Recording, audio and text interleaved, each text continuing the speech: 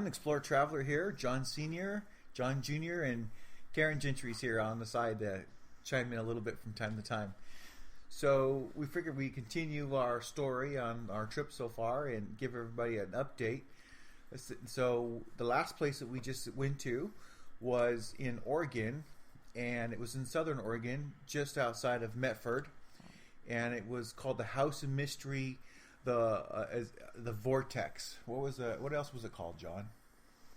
I think it was called the Vortex, the magnetic field. The magnetic field or vortex. Yeah. Karen, do you remember what the exact name was of that place? I just know it as the Vortex. The Vortex. Well, maybe while we're talking, we'll see if we can Google it and figure the exact name. But it was very interesting. So one of the unusual parts about it is the animals. They don't really like hanging around there, and there's some history that the Indians, they could never take their horses in there because it would freak their horses out. And there is some unusual phenomena. There's a little bit of theatrics, but it's there does seem to be something going on there. What do you think is actually going on there, John, at the Oregon House of Mystery Vortex? Well, I don't know if there's anything going on, but there is a lot of strange things going on. People are saying there's some kind of magnetic field. Animals are acting up. Your size is different if you go outside, and when you come inside, you're taller or something like that. It's very strange. Yeah, so it seems to mess with your visual cortex within your eye and makes you see things in a very odd way. Even though when you measure it, you can see that the measuring is the same, but the way we visualize it is totally different. Yeah, it's very strange. How about there's no birds? I mean, it's a big forest, and there's no birds. That was kind of weird, if you think about it. It doesn't seem to bother insects. Karen, you got something to add? Oh, it's also called the House of Mystery. House of Mystery. That's there, that you can go inside and you can stand a broom, and a broom will stand on its own, and a bottle will roll uphill, and it's hard to stand in that place. Doesn't it kind of make you feel a little funny? Well, I tell you what, I didn't stand on my own. I had to lean against a board just to stand there, and I was hoping to catch one of those light shafts that's supposed to go around people. Light shafts? They've got, they have pictures. Light phenomena. Yeah, of light wrapping itself around objects inside the house. Yeah, it's like it's part of this weird magnetic thing. One thing that was interesting, they said when the right after the earthquake happened caused by Mount St. Helens, they were not, this is in the 1980, they were not able to stand the broom up for like 1 week or something. That's weird. Yeah. And then they kind of said that the longest the broom stood up was for a certain period of time. Karen, you remember how long that broom stood up for the world record that they did test there? It was like 72 hours or something? A long time. Whenever he stood up the broom, it would have stood there forever until he moved it. Yeah, very unusual place. I can't think of... I couldn't stand a broom anywhere, by itself. I don't see how they're doing it. It was totally different. I had been there years ago when I was a young teenager, but I hadn't been back in, I don't know, I don't want to say how many years, but a few decades. But it was it didn't used to have a guided tour.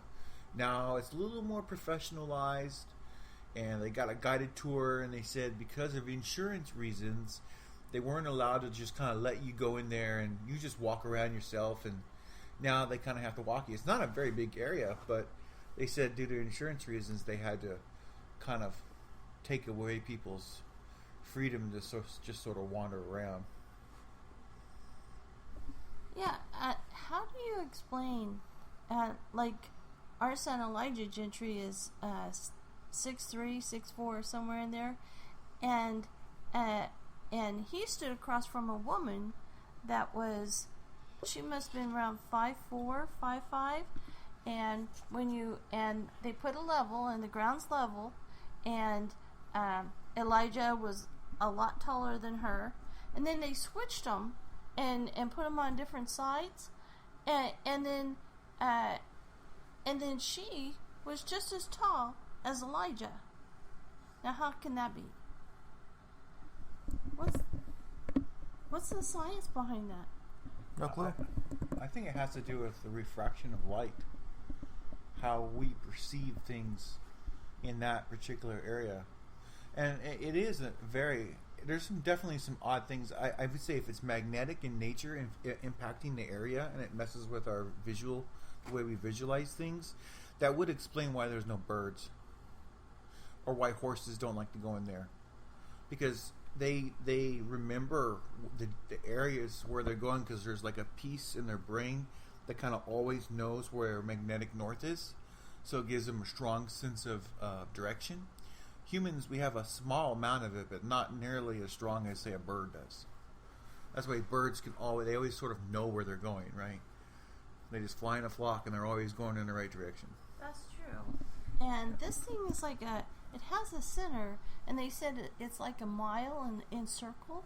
Yeah. And so it's like a mini Bermuda. How do you say that? Bermuda Triangle. Yeah, that one. Yeah. And so at the center, it's the strongest. But it goes for a mile around, and you're not allowed to just casually walk around there. I think they're worried that people will get dizzy or... Yeah, and they'll fall down.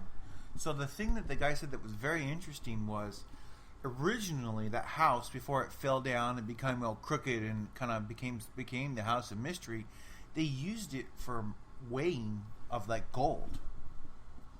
And they could never have accurate weighing there. So basically they scrapped the whole project for weighing within inside that area because they couldn't measure anything accurately. So it was the weight and measures room.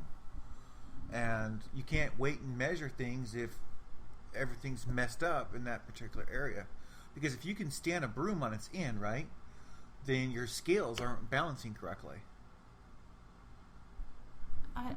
Do you know if they've tried to drill down and see what's below the House of Mystery?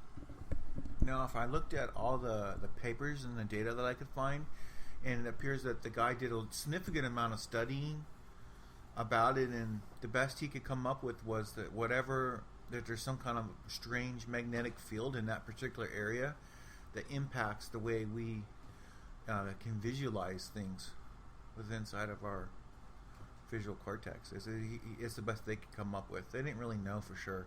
What about airplanes? Are they allowed to fly over that area? Well, it doesn't go up very far. It goes for a mile. I don't know. I mean, there's no issues with airplanes that I'm aware of. So I don't know. It seems to be something that's close to the ground. It could be that whatever reason that particular area has a stronger magnetic field from the core of the planet or something. One of those mysteries that can't be explained. It probably could if the government really wanted to take the time to figure it out. But maybe they don't care. It's private property.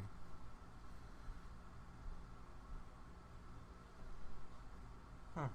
So we were in the House of Mystery, and then we decided, oh hey, let's go back to a nice, cool area of the coast. So we went to Coos Bay, and that was a nice little sleepy town. Not a whole lot going on there, but it's pretty and cool, and we stayed there a little while, and then we went on a short drive, and then we saw something pretty neat, and that was we found the largest the largest internal sea cave in all of the Americas. That was nice. Yeah. Yeah. And so, John, what was inside the cave? Oh, you're talking about the walruses or No, not the walruses. seals? They were seals. Yeah. Yeah. California migration Actually, seals. those were California elephant seals, weren't they? No, the elephant seals were over by Monterey. Oh, These were the that's other right. kind of seals. These were like the babies. Normal seals. Mm-hmm. Yeah. Yeah, the normal. They migrate from the Bering Sea, along the Aleutian Islands, all the way down to California. In the cave, there was a whole bunch of baby pups. Mamas and their pups inside the cave, on the rocks, although the surf was coming up pretty high. Yeah, there was a lot of surf. It was kind of a stormy time, but it was pretty nice. So we're going to take a little break, and when we come back, we're going to kind of give you some suggestions, since a lot of people have been emailing and writing on social media. Where is the safest places to go to for nice vacations and see unusual things and do different things? So a little quick nav from our sponsor, and we'll be right back. This program is powered by ExploreTraveler.com, bringing the wonders of the world to your home and discover wonderful people all over the world. Visit us now at ExploreTraveler.com. So we're back again, and real quickly, we'll just kind of go around the room here and give you some suggestions. Let's start with Karen. Karen, where do you think the safest places to travel with our current situation in the world today? Well, we were just talking about the vortex. Before we went to the vortex, we went over Mount Shasta. That is a really beautiful area. The mountain is an active volcano, so it doesn't have a ski lodge or anything on it, but it's absolutely beautiful, especially in the summer.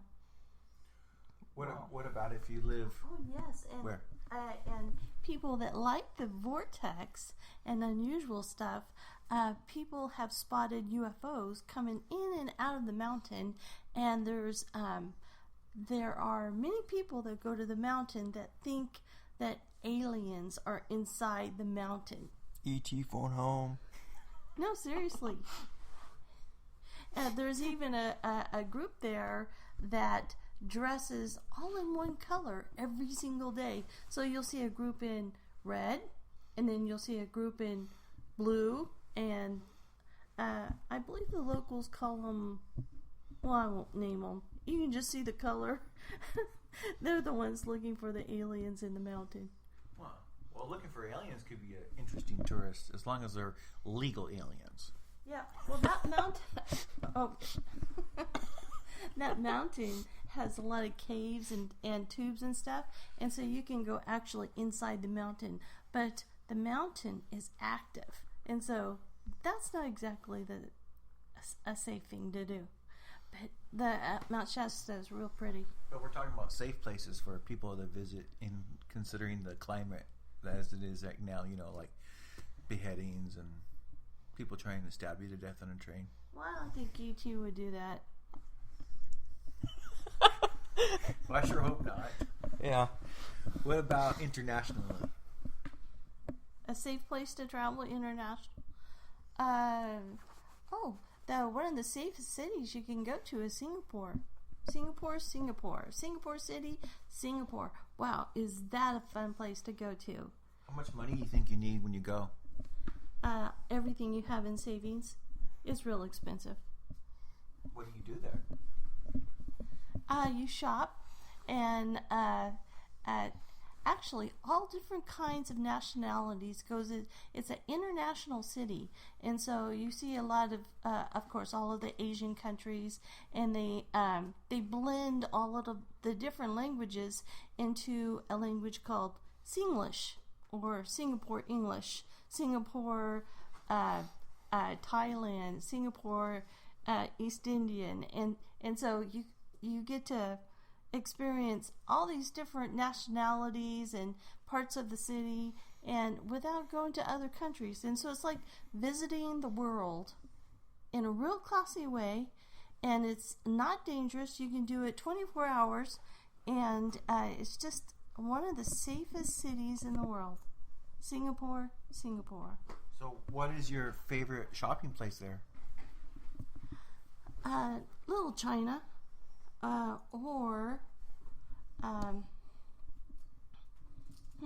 That's a tough call. I like Little India too. Little India and masala, and all the smells of curry. Where did you spend the most money? That's probably the best place to go, right? You mean where did I spend the most of your where'd you go money? shopping the most? Where'd you spend the most of my money? That means you had fun. Good question. Right? All over the island. Well, you probably had some areas where you like to go the most, right? Well, I like to catch the rickshaw. And the rickshaw will take you just about anywhere. And the cabs, those are real easy. They have little cab stalls everywhere. So you really don't need a car because it's geared for taxis. And taxis isn't real expensive. And I like the malls. It's like the city is one great big mall. And 20 different levels, all above ground and below ground. And there's just... It's just endless shopping. You can find anything there, from fossils, unique fossils, and food.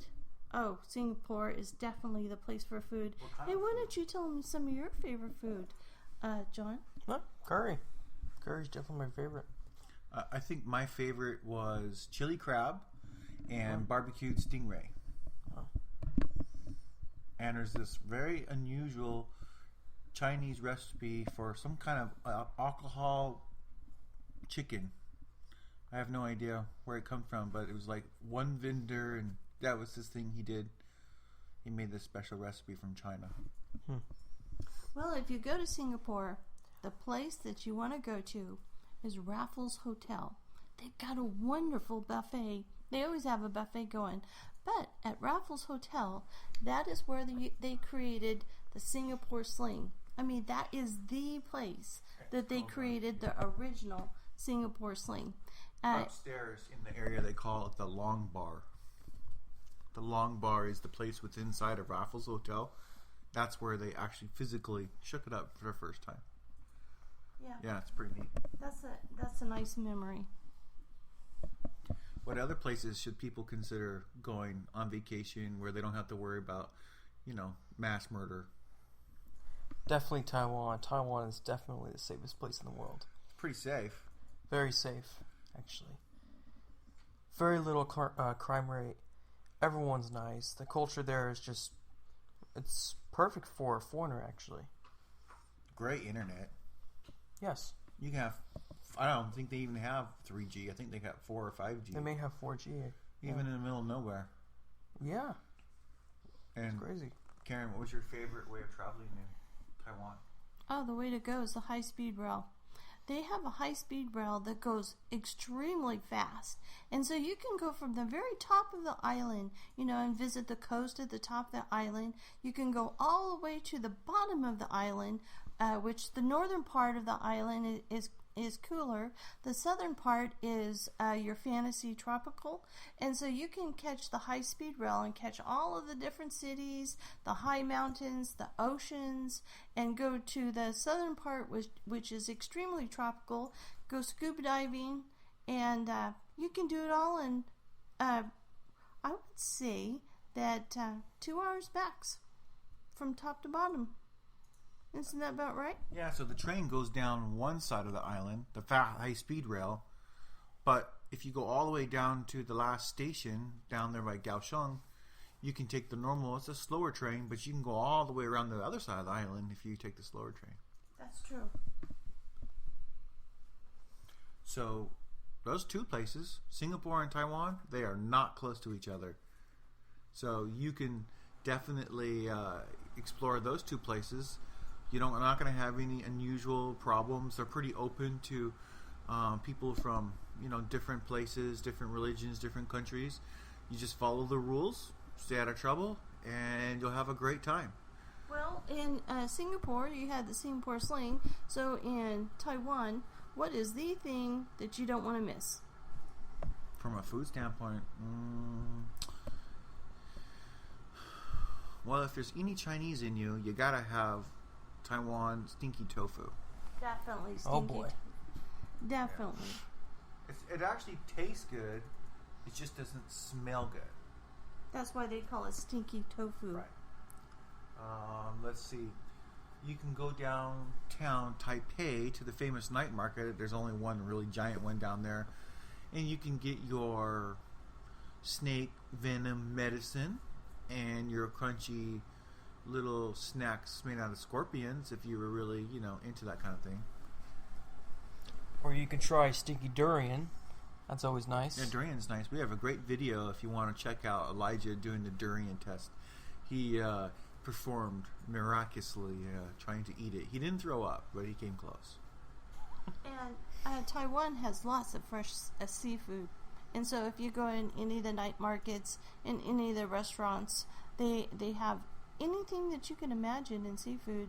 I especially love their abalone. But how did you pick out their seafood? It's all fresh. You pick it out, it's alive. Yeah, it's alive. Hear that, America? The seafood is alive before it gets cooked.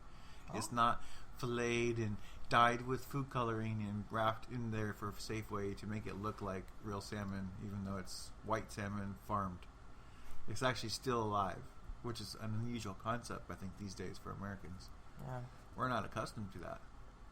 No. Although not every place speaks English over in Taiwan. They speak Mandarin Chinese. So it's a good idea for me. I like to carry the words of either pork, fish, chicken, coffee, tea, and of course thank you and please. Right. And then that way, at least food-wise. How do you say thank you? 谢谢. Say it again. 谢谢. Wow, that's very good. You're a regular expert in Mandarin. How do you say beef? I don't remember. Nero. My accent is terrible, but it's something like that. Nero. That's right. I got really good about reading. I could tell some of the different things were on a menu, but I'm getting terrible. I've probably lost it all now. So anyway, we're going to wrap things up, and we want you guys to think about going to Taiwan and Singapore. Those are two very safe places. Not a lot dangerous going on there, but you'll enjoy it. You'll enjoy the you can go for the hot or you can go for the cool. It depends on the time of year you got. So that's enough for now, everyone. Happy travels, and we hope you enjoy your summer break here in the United States and you consider traveling abroad. And we'll continue to update you guys on our travels here in the United States. Head on over to our website at www.ExploreTraveler.com, and we'll talk to everybody until next time. Bye. This program is powered by ExploreTraveler.com, bringing the wonders of the world to your home and discover wonderful people all over the world. Visit us now at ExploreTraveler.com.